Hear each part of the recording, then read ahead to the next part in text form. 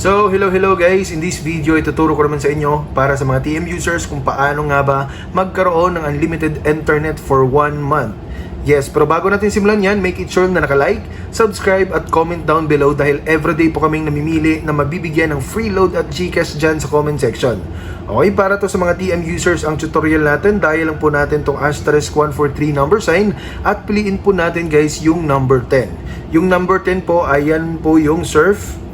So, surf, piliin po natin, tapos click po natin yung send at piliin po natin tong number 4 para sa Super Surf.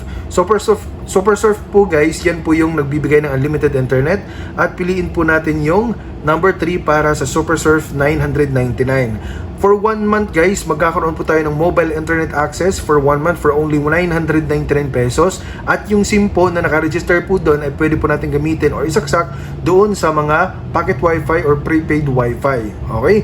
So malaking tulong po ito guys dahil napakamura po, 999 instead of 1,500 or 2,500 para sa mga naka-Fiverr. Okay? So I hope na nakatulong tong video na to. Please comment down below.